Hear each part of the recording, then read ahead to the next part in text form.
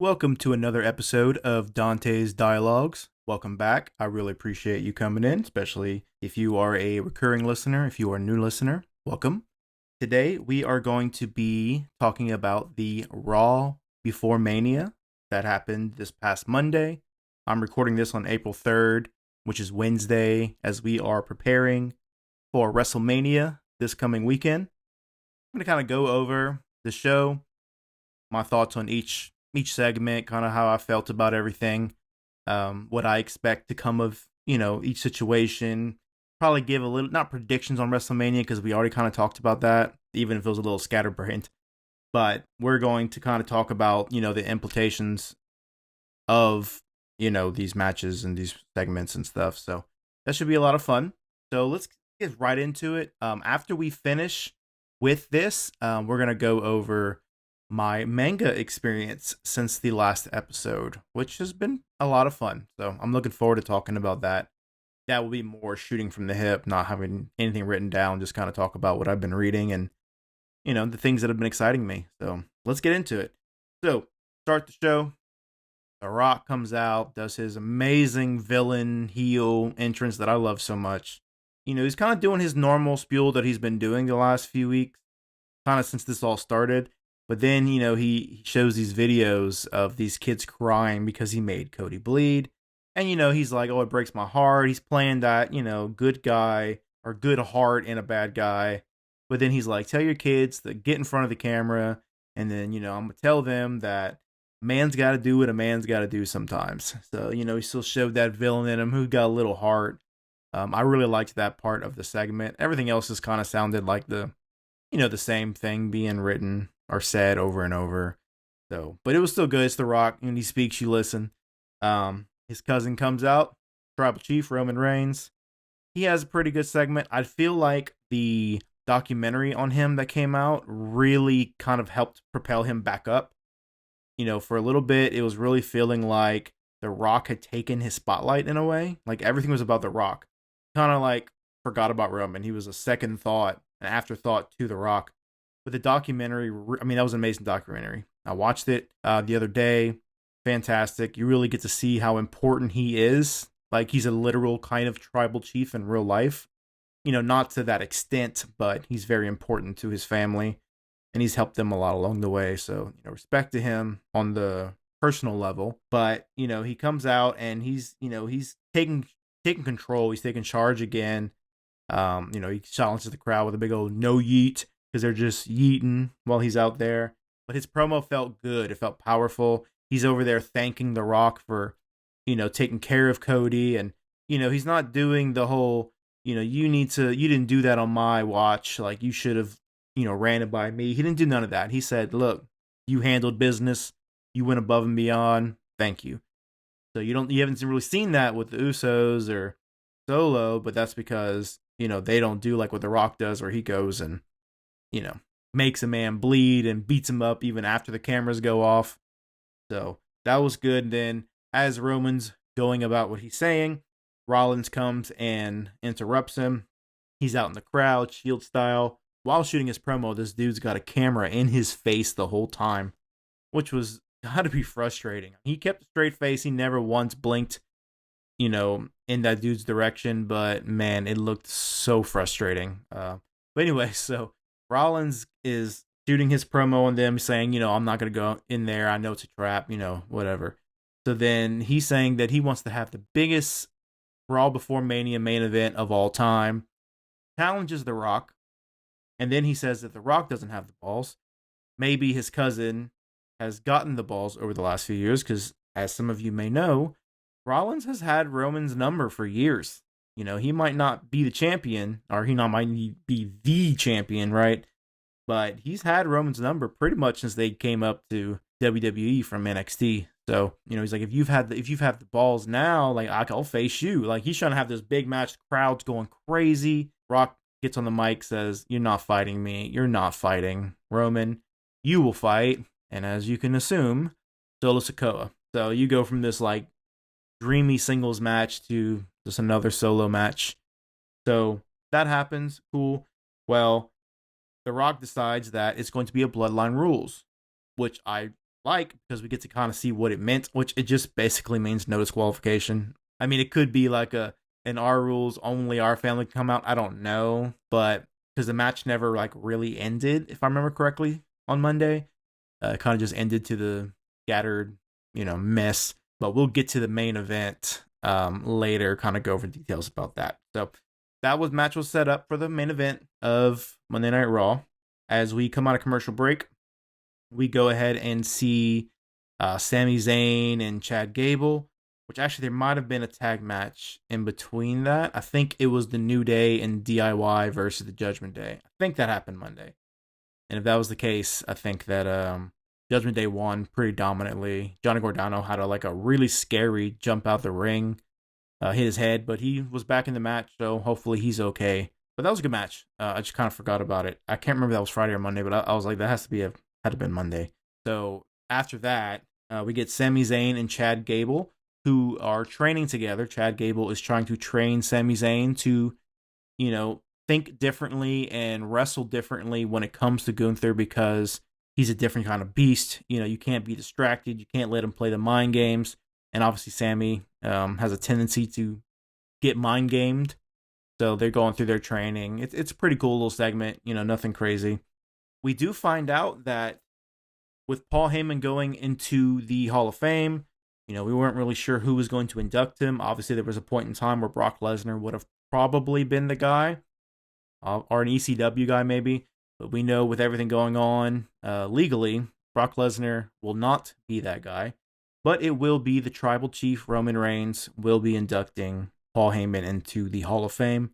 I look forward to kind of seeing Roman Reigns in a, maybe a kind of a personable kind of way, but I feel like he's going to stick to character, because in the character, they still really go about how Paul was so important to the family and how long he's been around their family, so it kind of fits pretty easily. Like, it's a good slide in there, so that's pretty good. So we had the Sami Zayn and Bronson Reed match V2.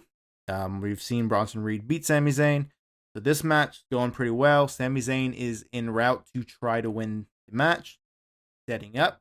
And as Chad Gable is standing at the end of the ramp, just watching the beginning of the ramp, just watching the match, Gunther comes out, takes out Chad Gable, is like throwing him around. So as Gunther walks away, Sami Zayn leaves the match. So he does not win this match. Leaves the match to go check on Chad Gable when Gunther comes out, takes him out, and shows that his mind games have won again. I'm assuming that Chad Gable's going to have some type of segment with him, maybe Friday, or, in WrestleMania, kind of be like, look, you let him do it again. You can't let him do these things to you. So we'll see where that goes. Still not really super into this match. Sami Zayn deserves a title. He deserves a title. Okay, after the work he did last year with the Bloodline, he deserves a title, no doubt whatsoever. But this just felt so forced. Chad Gable being in this match would have been amazing. But then again, I do kind of feel like I don't know if they're the guys to, either one of them, to dethrone. I want to see Chad Gable go on a run. But man, Ilya coming up from NXT to take it would be, box office. You let him get a Gunther-like run, maybe not break the record, but you give him the Intercontinental Champion. You let Gunther kind of go out for the World Champion, however they want to play that. So I kind of see Gunther winning it anyways, unless it's Ilya comes up and he interrupts the match or something, but I don't think that's going to be the case. So we'll see how that goes, but I'm not really super into it personally. Candice LeRae's heel run continues. They go ahead and they lose their match. You kind of see the rift between her and Indy Hartwell. You can see that boiling point's coming pretty fast right now. That's kind of been a slow build. I think it's just eventually going to end up with them maybe feuding, I guess. That'd be some good matches, I think. Not really super into it, but I do like that Candice LeRae is going heel. That's a lot of fun. It's giving a way better dynamic. I feel like she was getting kind of stale. So good on the heel run there. We'll kind of see how, that plays out. We had a Drew McIntyre praying over a casket, talking about CM Punk and his dreams, talking about Rollins being so distracted with everything, which is always so funny to me because Drew is going on and on about Rollins being so invested in the bloodline. But Drew is so invested in CM Punk. I think he might talk about CM Punk more than he does Rollins. So I'd really like to see Punk just like make an appearance during the championship match. I do want McIntyre to win it because McIntyre wins it, and then CM Punk eventually comes back. And when he comes back, you have that feud, and that feud will be great. Um, I don't know what's next for Rollins though. Like I do think he will lose the title at Mania, but I don't know what you do with him next. Like, is he going to take a break? Like, is he going to get like, what's it going to be? Some people think he's going to turn on Cody. Like, I don't think that's going to happen. But like, what comes next for him? Because he's had an amazing title run. Does he go for maybe Intercontinental Champion, or what does he do, or does he go back into a rematch, or what does that do? I'm curious about that. Rollins is one of the faces of wrestling, so you're always going to be curious about what happens next with him. So we'll see how that goes. We had the Ricochet versus Ivar match. Match went insane. Ricochet is putting on some of the greatest wrestling content in the world right now, and being it's in the WWE is fantastic. At one point, he like catches Ivar. Well, Ivar like jumps at him on the corner, and he catches him and he throws him over his head, and you're just like, oh my god! Like Ricochet, that boy's strong. He ends up winning the match. It was a fantastic match. I mean, man, it's just so entertaining. So at this point, we go to the Judgment Day, and the big riff in the Judgment Day right now is that nobody can take care of Ricochet. Ricochet is on a roll. Dom can't do anything about it. JD can't do anything about it. So Andrade comes to the locker room, and Dom is trying to get him to kind of be their muscle. Says, look, if you can take care of this Ricochet problem we have, maybe you can be a full member of the Judgment Day. Where Andrade's like, so you need me to take care of your business. And the other Judgment Day members are like, no. And then Dom's like, I just want you to do it. And they shake hands, but you can tell that everybody's just not liking Dom's moves lately. He's kind of been doing his own thing, making his own deals. He interjected in the whole Rey Mysterio thing. Like, he's getting really invested in his own personal agendas, and they're starting to get really frustrated with it. So, Judgment Day Bowling Point coming? I hope so, because I want to see my boy Finn Balor get back on some singles runs, which I need him to win a champion. I need him to win the world champion and have a literal run. Demon Finn is my favorite like modern day wrestler, but he deserves it, man. Having a no run world champion under his name is awful. And I really thought he was going to be the one to dethrone Seth. So I want him to do a run. I don't know what they're doing, Damian. Him cashing in, I feel like he's going to be a field cash in. He's going to cash in on Drew, and he's going to lose it or something. I just don't see him cashing in. It just doesn't feel right. Like, it doesn't feel good. Like, Drew is on an amazing run. I think that he deserves a good title run. And I don't know. I don't know if they're doing Priest. I mean, they obviously don't have to do it yet. They could continue to wait. But, being that I just feel like it's a WrestleMania type of moment. So I guess we'll see. He could try to cash in on Cody, I guess, but Cody's not losing it either if he does beat Roman. So we'll see. After that, we have the Becky and Rhea brawl in the ring and outside the ring. Pretty good. We needed that. They had Rhea was having an interview on a show for that. And Becky had come in and came into the show, and they like brawled on set and all that. And that was pretty cool. I liked that. That was, I think, the same day as the CM Punk, like, basically AEW pipe bomb, which, if you haven't seen that, go watch that interview. It's fantastic, and you get a lot of the inside thoughts of CM Punk during his AEW situations, things that you thought he couldn't say. Maybe he couldn't say, I don't know. But he said them. So that was a lot of fun. So we get to the main event. We have Rollins versus Solo. Match, as expected, Bloodline comes out. They're doing their thing. They're messing up Rollins. They think they have it figured out. He has nobody. I think Jay comes out. That's not enough, and he's outnumbered. They're like, we have the numbers game. Well, mic drop. Here comes Cody Rhodes, who was said to not be cleared for action for Monday, but was cleared for WrestleMania. So that was the big surprise. He comes in, turns the tide.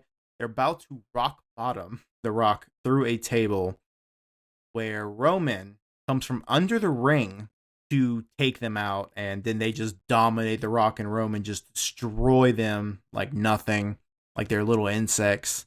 And yeah, and Roman had said that he left the arena kind of in the beginning of the show, like after the beginning interest and stuff. So, or the beginning promos. I don't know. So the ends with them dominating them, as I said. The show cuts off, and that is Monday Night Raw. So my prediction is still that they will win the tag team match. Roman and Rock have bloodline rules, and then that'll go to night 2, where Rollins is going to lose his title. I think that's night 2. I don't remember. Or if that's night 1. And then Cody will win the champion, I think, but it's going to be because Cody's going to have some friends come out, whether that be Stone Cold or, something. I feel like they're going to have something to counteract all that. And I think that's going to be where the start of the Rock and Roman slow build feud begins. So that is my recap on Monday Night Raw. Hope you enjoyed it. So now we're going to move on to manga. I say manga still.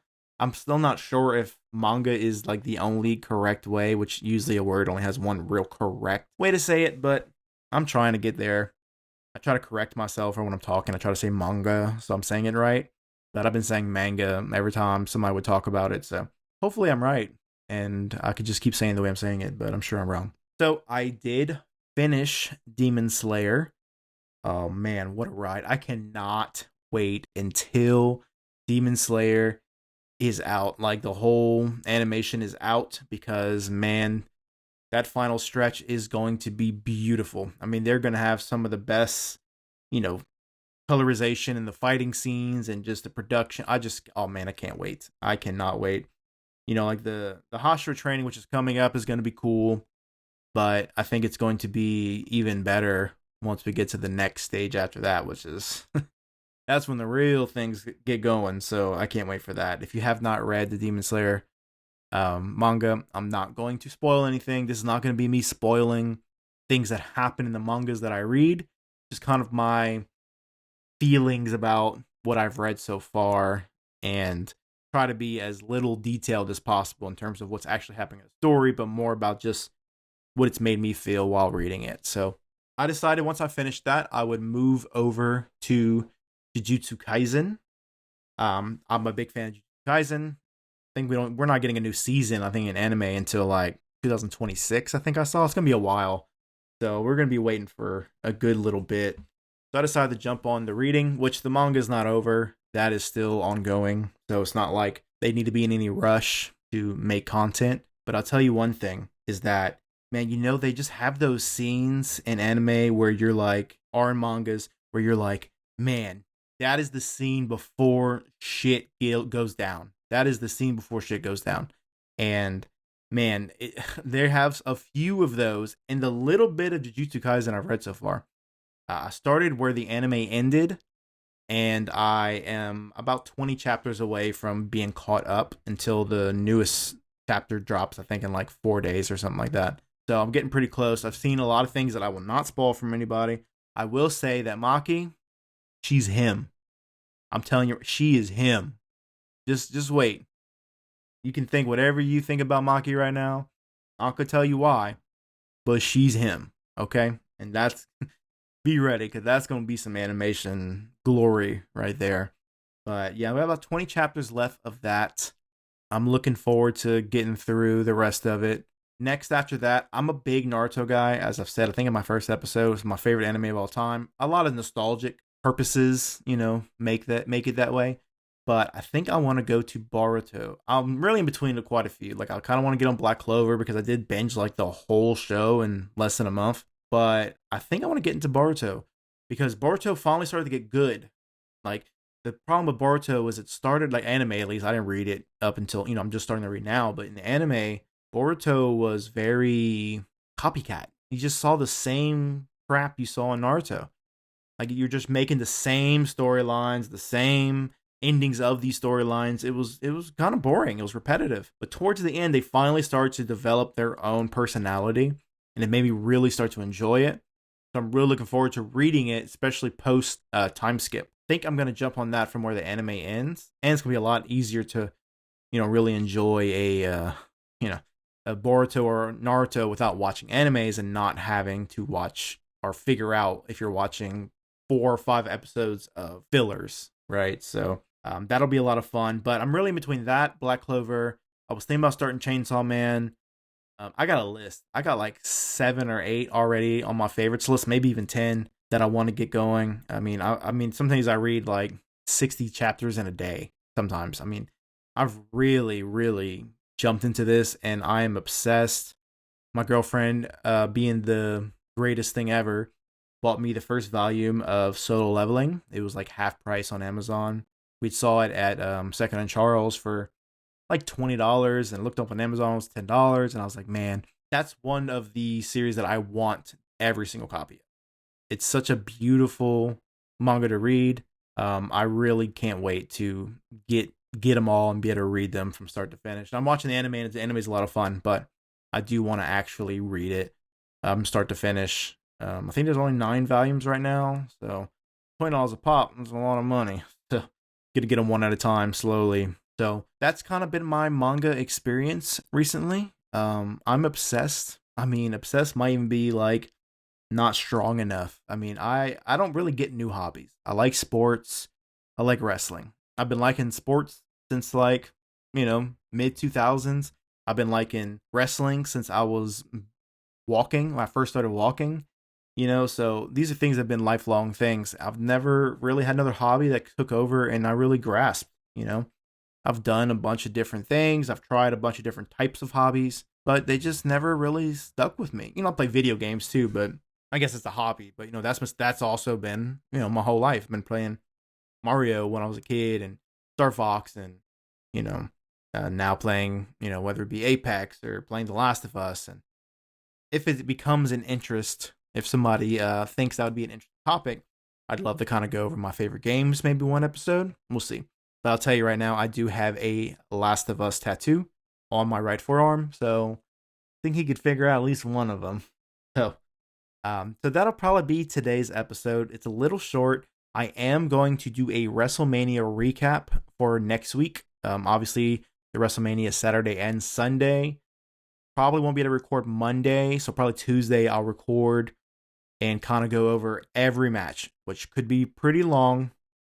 I'm not going to really have anybody to bounce off of. I'm only going to have really one good friend that I know will watch it, and he doesn't have any way to record or anything. So we're not going to do any guests. It'll just be me telling you results, telling you what I think about WrestleMania, my reactions to every match, whether it was a good match, a bad match, whether it was needed, not needed, whether I liked the result, hated it, thought it could have went a different way. By then, the Raw after Mania will have passed too, so I'll probably be able to kind of just like bundle it all together, but we'll see.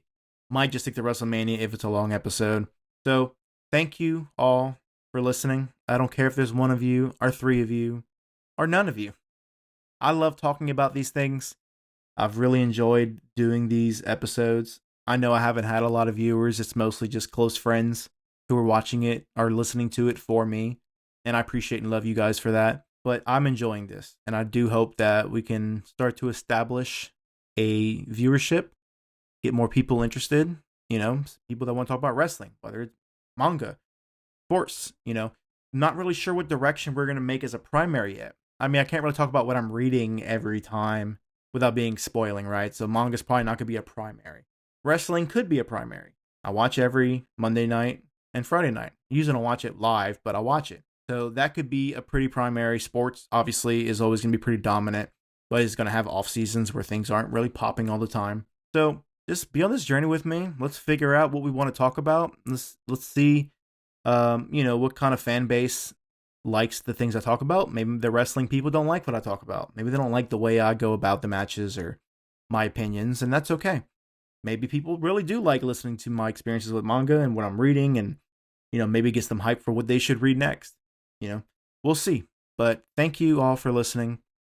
We will see you next week for the next episode being the WrestleMania recap. So we'll see you then. Y'all have a good day.